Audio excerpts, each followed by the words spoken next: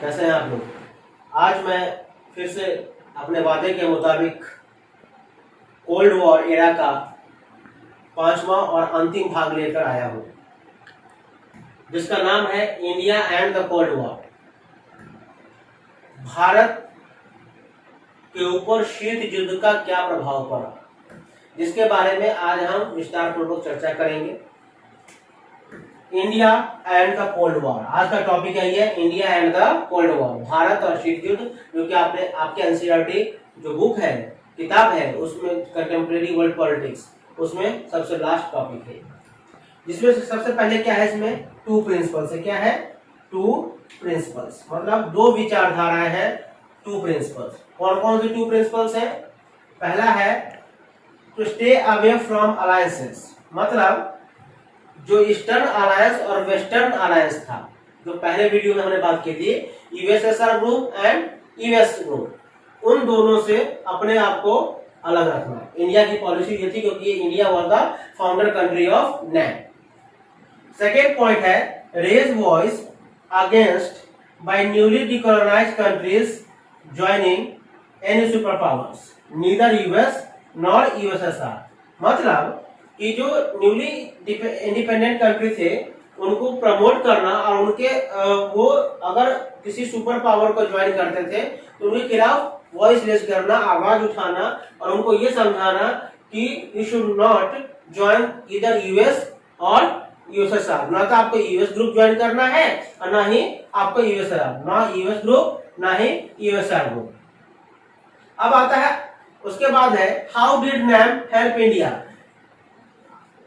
NAM ने India को किस प्रकार से मदद किया, क्योंकि Pandit Jawaharlal Nehru was the key founder of NAM.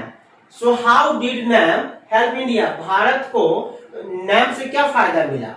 तो पहला है international decisions which serve at its level, मतलब कि भारत को इंटरनेशनल डिसीजंस, मतलब अंतरराष्ट्रीय मुद्दे पर अपने फैसले लेने के लिए किसी के द्वारा बाध्य नहीं होना पड़ता था।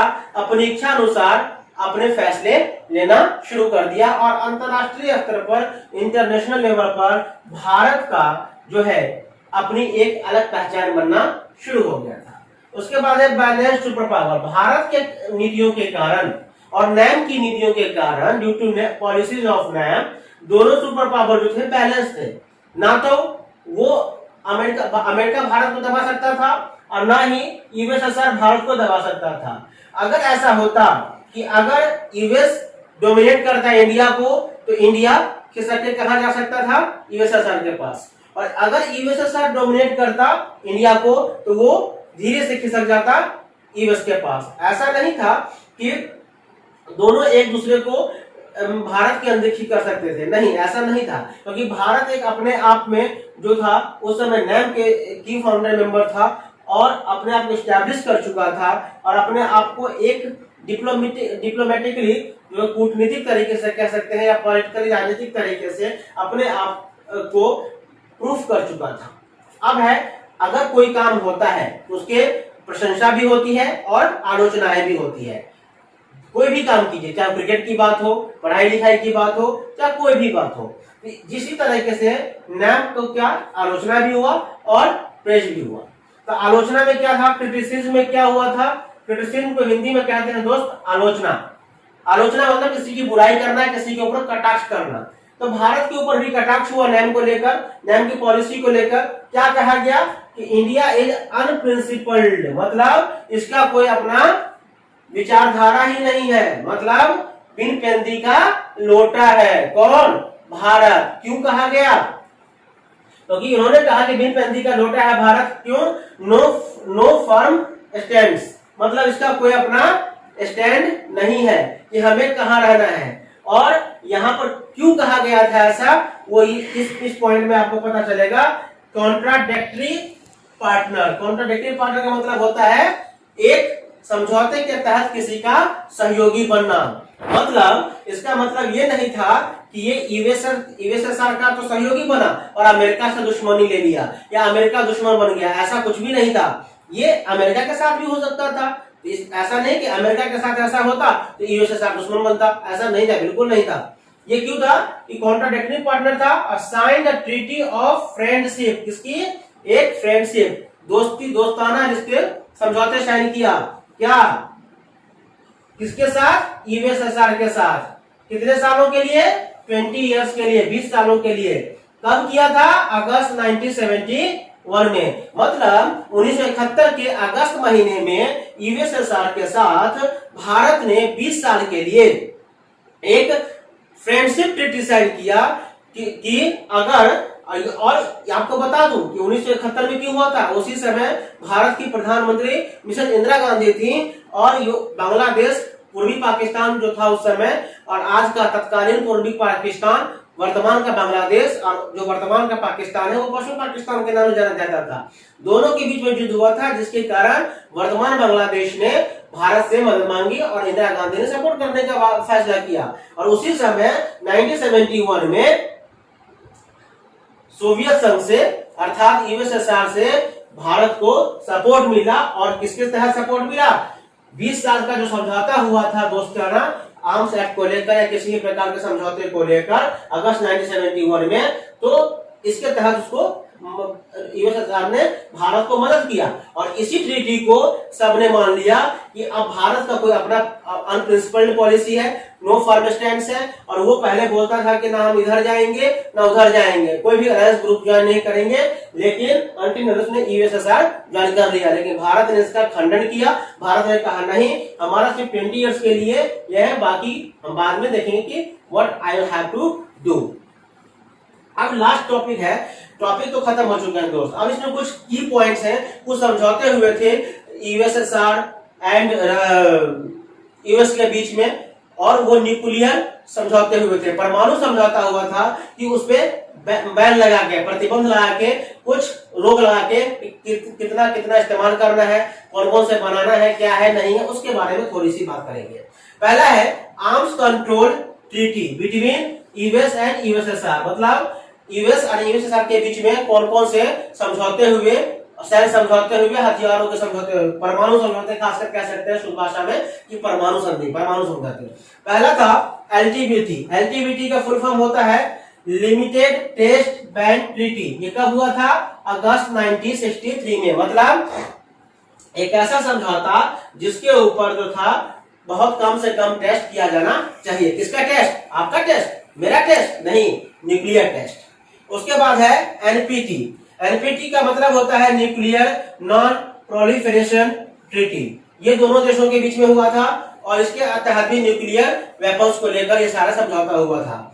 तीसरा था साल्ट 1, जिसे कहते हैं strategic arms limitation stocks. Strategic arms limitation stock, मतलब न्यूक्लियर पावर को इस्तेमाल कर लेके ये बातचीत हुई। ये वार्ता कब शुरू हुआ था, 1969 में, और इसका ये फोर्स में कब आया, मतलब एक होता है स्टार्टिंग डेट, एक होता है फोर्सेबल डेट। स्टार्टिंग डेट मतलब उसके ऊपर विचार विमर्श करना, और फोर्सेबल डेट मतलब होता है वो लागू हो जाना 1972 में। उसी प्रकार से होता है साल्ट 2। क्या होता है, साल्ट 2। साल्ट 2 में क्या होता है, स्ट्रेटेजिक आर्म्स लिमिटेशन स्टॉक 2, दूसरा पार्ट है। ये कब शुरू हुआ था, ये 1972 में शुरू होता है और 1979 में ये फोर्स में आता है। 1972 में शुरू हुआ और 1979 में ये लागू हुआ। उसके बाद आता है स्टार्ट 1।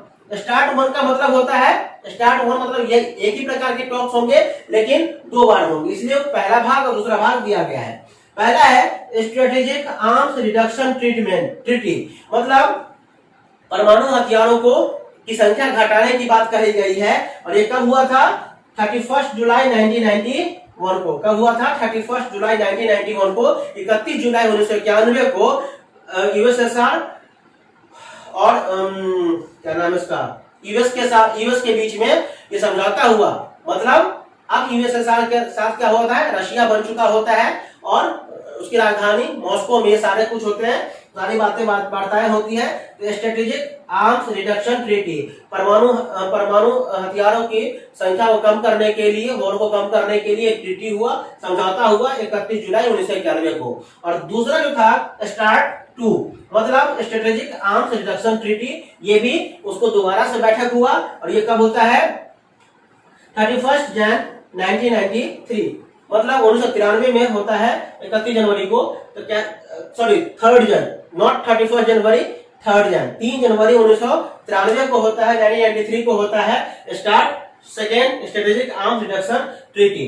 तो इस प्रकार से ये 4-5 जो थे ये समझौते हुए थे दोनों सुपर पावर के बीच में, और इसके बाद यूके भी आया था। ये सब था कि कहने का मतलब ये है, ये था India and the cold war, Bharat पर शीत युद्ध का प्रभाव, क्या संबंध है, क्या आलोचनाएं हुई, क्या भारत को काउंटर पार्ट कैसे किया, ये सारी चीजें मैंने आपको बताई। उसके बाद आर्म्स कंट्रोल ट्रीटी, परमाणु हथियार को कंट्रोल करने के लिए कौन कौन संधि हुए, किस किस डेट में हुआ, वो मैंने आपको बता दिया है। तो इस प्रकार अब कोल्ड वॉर एरा जो आपका फर्स्ट चैप्टर है कंटेम्प्रेरी वर्ल्ड पॉलिटिक्स का, वो आज फिनिश होता है, खत्म होता है। ये आपका लास्ट पार्ट था, अंतिम भाग था। अब इसके बाद जो वीडियो चलेंगे वो आपको अगले चैप्टर जो एंड ऑफ बायोपोलरिटी है, हिंदी में बात करें दो ध्रुवीयता का, उसके बारे में हम चर्चा करेंगे। तो आज के लिए इस वीडियो में आपका चैप्टर फिनिश होता है। आई होप आपको जब वीडियो देखेंगे आपको समझ में आएगा, मजा आएगा। सो मैं आप लोगों से वैल्यूएबल रिस्पांस का वेट कर रहा हूं। So friends, keep studying, keep growing and just go to the YouTube channel of JR Paras Education, like, subscribe, comment, share और बेल आइकन बजाना ना भूलें, क्योंकि बेल आइकन जब आप पुश कर देंगे, बजाएंगे, तो जब भी कोई वीडियो डालेंगे हमारे किसी भी सब्जेक्ट की, तो आपको सबसे पहले नोटिफिकेशन आएगा। You will get the first notification at your phone, PC, whatever, or at your YouTube channel or YouTube account. So keep enjoying, keep studying. Thank you.